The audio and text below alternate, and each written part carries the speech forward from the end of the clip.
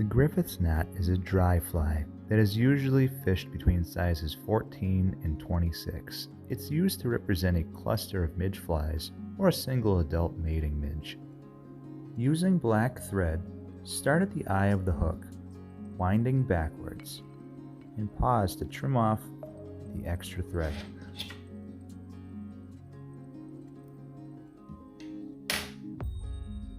Continue winding towards the bend, but stop just a little shy of the bend of the hook. Take 2 peacock herls and line them up at the end of the hook and tie them in. A trick I've learned, because most of my peacock herls are a little too dry, is to put them in a damp napkin just before you're going to tie them in. That way they won't break on you when you go to turn them around. Next, you're going to be taking your grizzly hackle. Trim off some of the fibers at the tip of the hackle on both the top and bottom to make it easier to tie in. Lay it on the hook and tie in, making wraps towards the eye of the hook.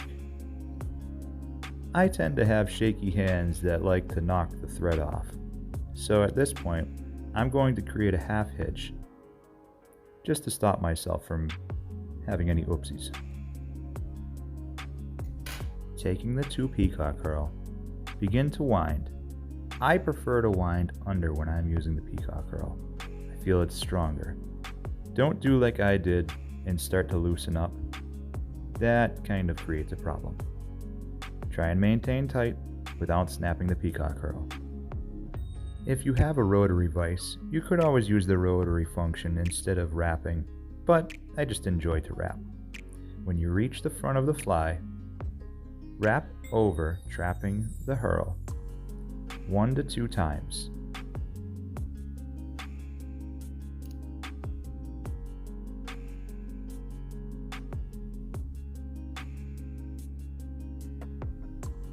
Holding the peacock herl to the back, wrap in front of it 1 to 2 times as well. This will secure it in place. Trim the excess peacock herl back, making sure not to cut the thread.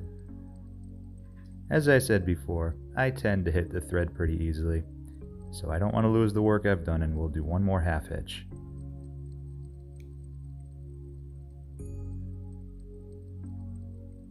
Taking your hackle, begin working it forward.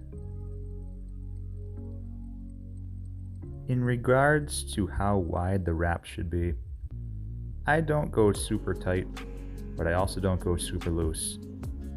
I'd say a nice medium wrap works for this.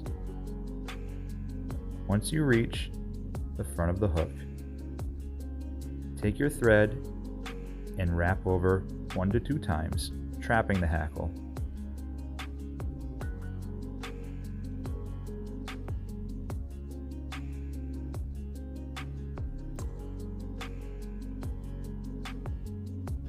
Proceed to do 1 to 2 wraps in the front of the hackle while holding it back. This will secure it in place.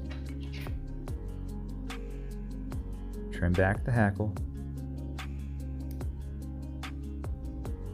and I like to cut back any fibers that are sticking up at this point.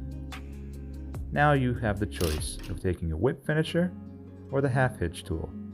I'm going to use the whip finisher here and do 3 wraps, trying my best not to catch any extra fibers in there.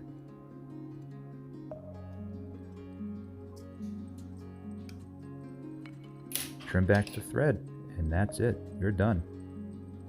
If you want to put head cement on there, that works, but I don't usually. I'm going to trim this last little fiber, mostly as an aesthetic thing. If this video was helpful to you in any way, please hit the subscribe button down below. That way you can check out more of my fly tying and fly fishing videos. See you guys next time.